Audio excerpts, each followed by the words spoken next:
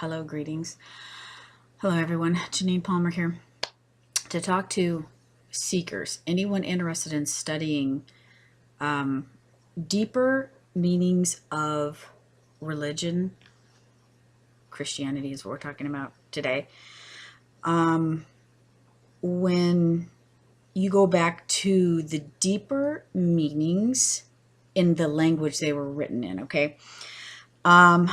And the purpose of this video, and I'll do a post on it later, is about literalism, where some people are of the opinion, including religious people, that there is a deeper spiritual meaning in the scriptures, that it's meant to be understood spiritually, not to be taken literally. Then you have followers who say, oh no, we have to take it literally. And why is that? Where does that level of understanding or teaching, if that's even what it is, where does that come from? So my question is this, and this is just to get people thinking about it and to become more aware of it and the meaning of it, okay?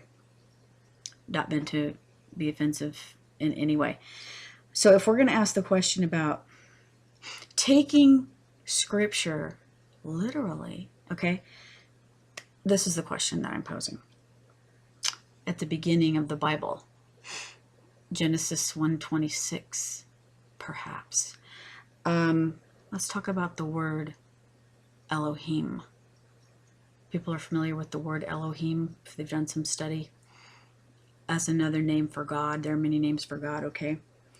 But this is a quote from Manly P. Hall, that the word Elohim, used in the early chapter of Genesis and translated as God, is in actuality a masculine, feminine, plural word meaning a number of gods who are androgynous and not one supreme deity.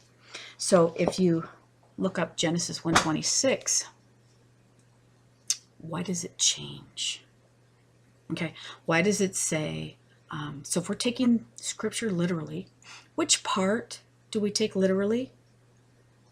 Okay, the part that says, and God said, let us make man in our image, because that would be the correct part of it, okay, as far as the language it was written in and what it meant, okay? So in that part of scripture, it begins as let us create man in our image, and then it says, and then he created them. So then it changes from the plural androgynous masculine feminine meaning. Then it changes, skips right away to he or him, changes to masculine, to a singular being. Okay, so the correct translation is the former, which is plural. Okay, and then there's your incorrectness, which it switches, presto, changeo, there it is, the single masculine. Okay, so if we're taking scripture literally, which one do we take? Do we just pick whichever one we like best? That's my question.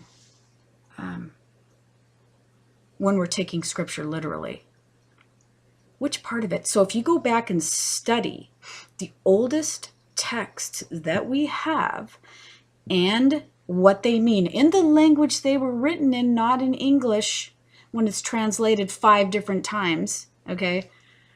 From the Aramaic to the Hebrew to the Greek to Latin, whatever. A lot gets changed in the translation. So just having an awareness of having a deeper understanding, and it doesn't need to change how you feel about your Creator or Christ or love. You know what? Because Christ's message was love. So the fact that there's discrepancies or the fact that we might not be understanding it exactly accurately doesn't change our connection to love. Christ is love. It's not a threat. It's awareness, people. So this is just for the purpose of awareness. Peace, blessings, love, and light.